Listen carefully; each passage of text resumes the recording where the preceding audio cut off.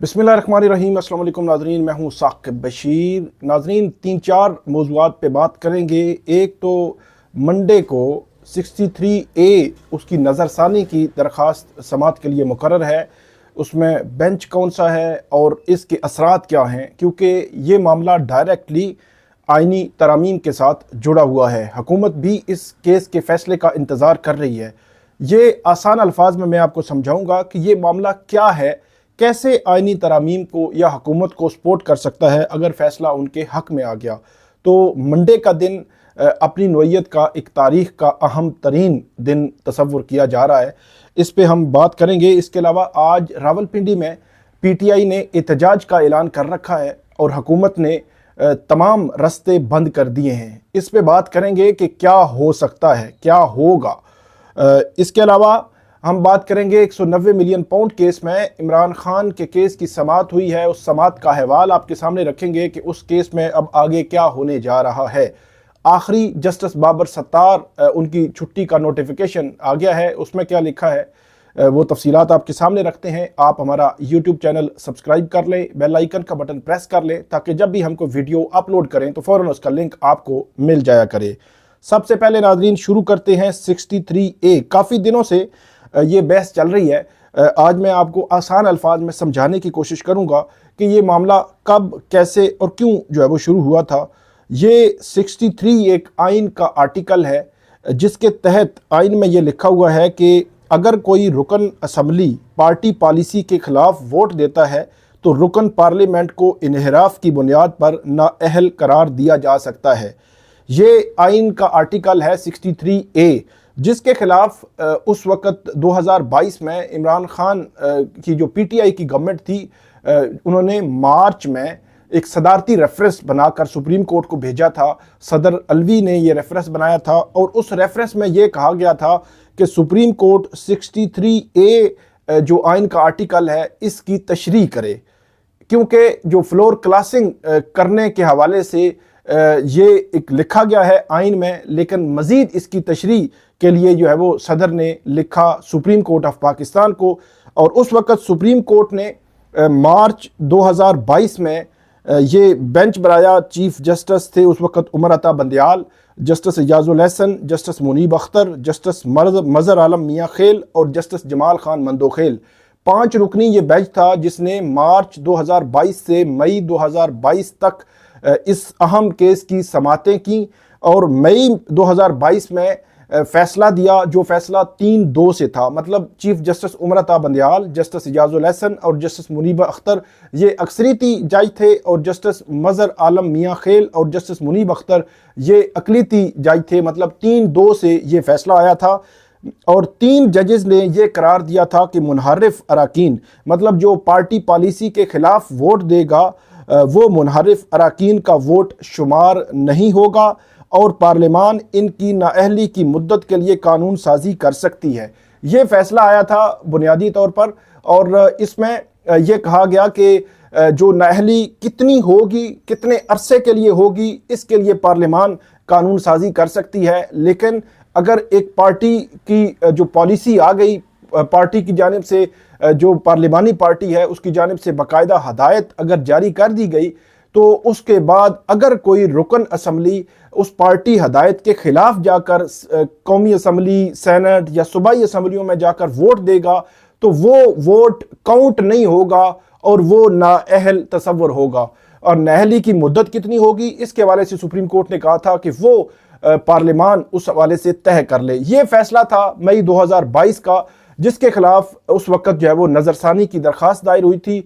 ये मई 2022 आया, फिर मई 2023, फिर मई 2024। सितंबर 2023 में चीफ जस्टिस उमर अता बंदयाल ने भी ओहदा संभाला, लेकिन उनकी जानिब से भी ये नज़रसानी की दरख्वास्तें मुकर्रर नहीं की गई। अभी रिसेंटली हमने सुना था कि जुलाई या अगस्त में उन्होंने प्रपोज किया था कि ये नज़रसानी की 63A नज़रसानी की दरख्वास्तें समात के लिए मुकर्रर की जाएं, लेकिन उस वक़्त क्योंकि छुट्टियां थीं, तातीलात थीं सुप्रीम कोर्ट ऑफ पाकिस्तान में, तो उस वक़्त जस्टिस मंसूर अली शाह और जस्टिस मुनीब अख्तर ने चीफ जस्टिस से इत्तेफाक नहीं किया था और ये कहा था कि तातीलात के बाद इस केस को फिक्स करेंगे।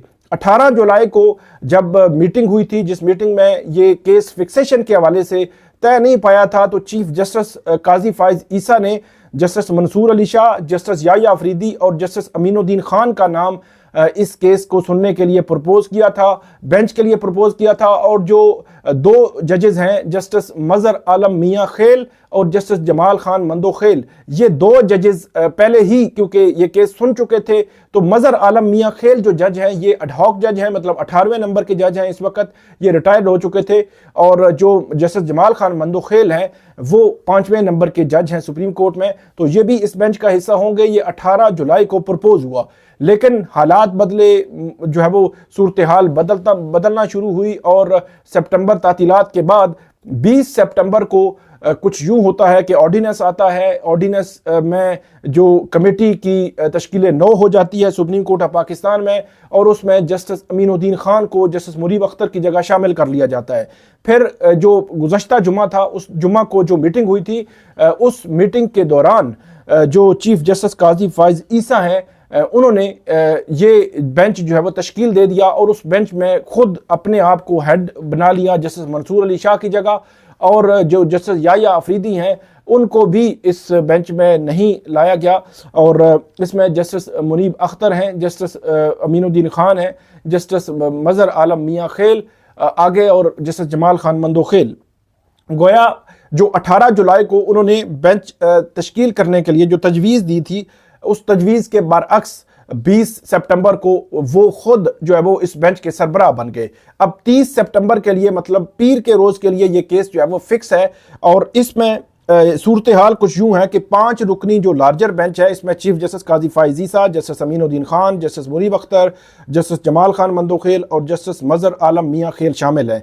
इस हिसाब से पहले के अकलीती फैसले के 2 जजेस, मतलब जस्टिस मजर आलम मियां खेल और जस्टिस जमाल खान मंदोखेल शामिल हैं, और जो पहला मई 2022 का अक्सरीती फैसला था उसमें से एक जज ही जस्टिस मुनीब अख्तर जो है वो इस बेंच में शामिल है, क्योंकि चीफ जस्टिस उमर अता बंदयाल और जस्टिस इजाजुल एहसन रिटायर हो चुके हैं। गोया जो अकलीती जजेस हैं उनके साथ अगर एक जज भी मिल गया तो ये फैसला तब्दील हो जाएगा। तो अब देखना यह है कि 63A जो पीर के लिए फिक्स हुआ है, इसमें 2 एस्पेक्ट्स हैं। नंबर 1 कि क्या जस्टिस मुनीब अख्तर इस बेंच में बैठेंगे, रिक्यूज़ करेंगे, एतराज़ करेंगे, अलग हो जाएंगे, क्या होगा ये अब देखना है इस बेंच के हवाले से। और दूसरा, क्योंकि चीफ जस्टिस काजी फाइज ईसा ने जो ख़त लिखा है उसमें जस्टिस मुनीब अख्तर को उस कमेटी से अलग करने के हवाले से एक पूरी चार्जशीट उनके खिलाफ लिख दी है, तो ये वो मामला भी अब जो है वो ज़ेर बहस है। और दूसरा, अगर जो है वो हुकूमत ये जो है वो ये बेंच इसको मंजूर कर लेता है नज़रसानी को, तो उसके बाद होगा क्या? होगा ये कि हुकूमत के लिए 63A के तहत जो फ्लोर क्लासिंग का रास्ता खुल जाएगा। फिर जो है वो हुकूमत कौमी असम्बली में भी और सेनेट में भी PTI की या दीगर जमातों के जो अरकान हैं उनको कायल करके या जिस तरह भी जो है वो करके उनको अपने हक में वोट कास्ट करवा सकती है। ये जो फिनोमेना है, मेरा ख्याल है कुछ बेहतर नहीं है कि आप जो है वो फ्लोर क्रॉसिंग के रास्ते का इंतज़ार करें अहम आइनी तरामीम के लिए। तो फ्लोर क्रॉसिंग नहीं होनी चाहिए। जिस पार्टी के नाम पर जिसने वोट लिया है उसी पार्टी के साथ ही उसको होना चाहिए और उसकी हदायत पर अमल करना चाहिए, ना कि जब वो लोग वोट लेकर आ जाए और उसके बाद कहें कि अब जो हम अपनी मर्जी करेंगे। तो ये मंडे के दिन, पीर के दिन 63A का केस मुकर्रर है। इसकी बहुत इंपॉर्टेंस है तारीखी नोयत से, और तारीख का अहम तरीन दिन होगा 30 सितंबर, जिस दिन 63A केस की समाअत है। देखना यह है कि क्या बेंच टूटता है, जस्टिस मुनीब अख्तर अलग होते हैं, या 63A की नज़रसानी मंजूर होती है और हुकूमत के लिए आइनी तरमीम का रास्ता खुलता है। ये तमाम तनाजुर हम देखने की कोशिश करेंगे पीर के रोज़। बहरहाल ये सूरत हाल है, अब तक जो सिचुएशन है, जो सूरत हाल है वो आपके सामने मैंने रखी है। तो अब ये मामला है, तो इसके बाद आगे बढ़ते हैं।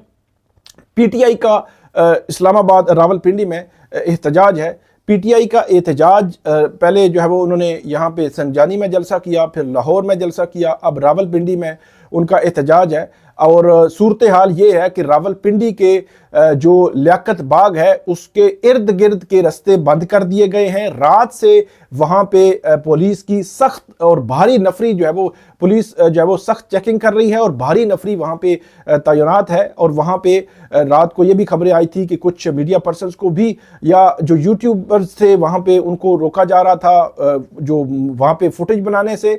और इसके अलावा रात गए रावलपिंडी की जो तमाम सड़कें हैं जो इसके शहर में दाखिले के लिए, और फैज़ाबाद इंटरचेंज है, मरी रोड है, इसके अलावा जो रावल रोड है या मुख्तलिफ जो सड़कें हैं जो उस तरफ जाती हैं, सदर है, तमाम पे कंटेनर लगाकर वो बंद किए गए हैं ताकि पीटीआई अपना एहतजाज ना कर सके। अब सवाल ये है कि हुकूमत को पता नहीं ये किसने मशवरा दिया है कि पीटीआई जो एहतजाज कर रही है, एक सियासी जमात जो पुरअमन एहतजाज उनका आईनी हक है, तो उस एहतजाज को रोकने के लिए इस किस्म के हथकंडे इस्तेमाल किए जा रहे हैं कि उस एहतजाज से पहले ही वो एहतजाज कामयाब हो गया है। मतलब मैं ये समझता हूं कि ये सारे रास्ते बंद करके पूरे जुड़वा शहरों के रहने वाले जितने भी लोग हैं, या मुल्क में भी जब रिपोर्टिंग होती है पता चलता है कि शहर बंद है, तो आपने हर बंदे तक ये पैगाम पहुंचा दिया कि पीटीआई एहतजाज कर रही है। तो उस एहतजाज को बेहतर होता कि आप उसकी एक जगह मुख्तस कर देते, उस जगह तक उनको महदूद करते, वो आते 2 घंटे तकारीर करते, चले जाते और बाकी शहर अपने समूथ जो है वो काम करता रहता। लेकिन बंद करके मेरा ख्याल है कि सबको और हर उस बंदे को भी पैगाम चला गया है जो कहीं और मसरूफ था, क्योंकि सड़कों पर मोटर बाइक्स या आम गाड़ियों के दाखिले भी या यहाँ से निकलने की जगह बंद कर दी गई हैं, रास्ते बंद कर दिए गए हैं। तो मेरा ये ख्याल है कि बेहतर ये जो है वो प्लानिंग शायद जो है वो हुकूमत के लिए भी बेहतर नहीं है कि आप जितने रास्ते बंद करेंगे इतनी ही उनका पैगाम तो आगे पहुंचेगा। अब आते हैं कि पीटीआई क्या एहतजाज कर पाएगी, ये अहम सवाल है। 1 बज गया है जिस वक्त हम ये वीडियो कर रहे हैं। अब देखना ये है कि पीटीआई के कितने लोग इकट्ठे होते हैं। ये खबर रात को आई थी कि एमएनएज और सेनेटर्स जो है उनको शायद इस एहतजाज में एहतजाज से दूर रखा जाएगा, क्योंकि वो समझते हैं कि उनके अगवा का खदशा है या उनको महफूज मकाम पर रखना है या उनके लिए मुश्किलात पैदा हो सकती हैं, क्योंकि आइनी तरामीम आ रही हैं। तो इससे कबल भी खबरें आई थी कि साद बलोच और दूसरे लोग जो है शायद वो अगवा हो गए और उनका खदशा था कि जब वोटिंग होगी तो उनको वोट के लिए लाया जाएगा। तो ये एक सारी सिचुएशन मौजूद है। इस सिचुएशन में अब देखना यह है कि अली अमीन गंडापुर जो है वो वहाँ से खैबर पख्तूनख्वा से चल पड़े हैं और वो वहाँ से आ रहे हैं। वो कहाँ तक पहुँच सकते हैं और कहाँ तक पहुँच कर जो है वो एहतजाज अपना रिकॉर्ड कराते हैं। अगर वो वहाँ से आ गए, जेलम से काफिले आ गए, चकवाल से या काफिले चल भी पड़े, तो हर एक काफिला अपने अपने टाइम भी अगर एहतजाज अपनी अपनी जगहों पर भी रिकॉर्ड करा दे तो मेरा ये ख्याल है कि उनका पर्पस तो फिर सर्व हो जाएगा।